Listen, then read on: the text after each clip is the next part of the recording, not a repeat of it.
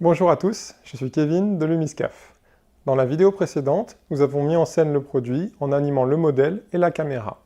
Cette fois-ci, nous allons voir comment utiliser les post-traitements pour appliquer des effets, les surimpressions pour ajouter des logos ou des titres, et les arrière-plans pour mettre une image 2D en fond de la vue 3D. Pour utiliser ces nouvelles fonctions, il faut aller dans Matter, puis dans la librairie interne. Tout d'abord, voyons les post-traitements. On y accède en cliquant sur le bouton FX, ici. On crée ensuite un nouveau post-traitement qui peut contenir de nombreux effets différents, des filtres, de la gestion de niveau, des effets de bloom ou de flou, du tone mapping, du vignettage ou encore des réponses de caméra. On glisse le post-traitement dans la scène afin de l'appliquer et de voir ses effets. Voyons quelques exemples de post-traitement. On peut utiliser les effets d'ajustement de couleur, d'accentuation et de niveau afin d'ajuster le rendu de l'image, le contraste et les courbes de couleur RGB. On peut également appliquer des effets de réponse de caméra afin de donner un certain rendu à la scène.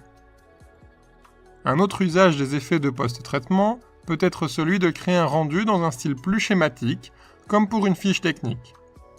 On peut ainsi utiliser l'effet de dessin au trait tout en passant sur un rendu gbuffer de la scène pour obtenir ce résultat. Je vous encourage à expérimenter ces effets afin d'en découvrir les nombreuses possibilités. Voyons maintenant l'ajout de surimpression. On les trouve sur ce bouton dans la librairie interne. Une surimpression fonctionne avec des calques et sera toujours visible par-dessus l'ensemble de la scène. On peut ainsi venir ajouter des titres ou des logos. Tout d'abord, il faut appliquer la surimpression à la scène en faisant un glisser-déposer. Par défaut, la surimpression apparaît dans le coin en bas à gauche. On peut changer cela en modifiant le point d'accroche. Il est possible d'utiliser des couleurs, de la transparence ou de mettre une texture directement dans la surimpression. On peut ensuite régler son échelle et définir une marge en pixels ou en pourcentage de l'image.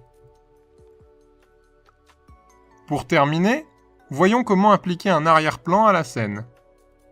Pour cela, on va sur cet onglet de la librairie interne, on crée un arrière-plan et on le glisse dans la scène. Si l'arrière-plan n'est pas visible directement, comme ici, il est possible que l'on ait une géométrie sur le fond de la scène qui le cache. Il y a une hémisphère pour l'environnement dans mon fichier, je vais la cacher afin de rendre l'arrière-plan visible. Un arrière-plan peut contenir un gradient de couleur ou une texture.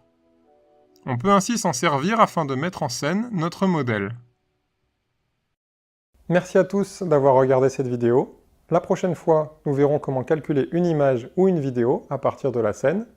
Nous verrons également comment l'exporter pour l'utiliser en réalité virtuelle sur Axel VR ou pour la partager sur le web grâce à Lumis 3D. Ces deux autres logiciels LumisCaf utilisent la même donnée que l'on vient de préparer dans Patchwork 3D.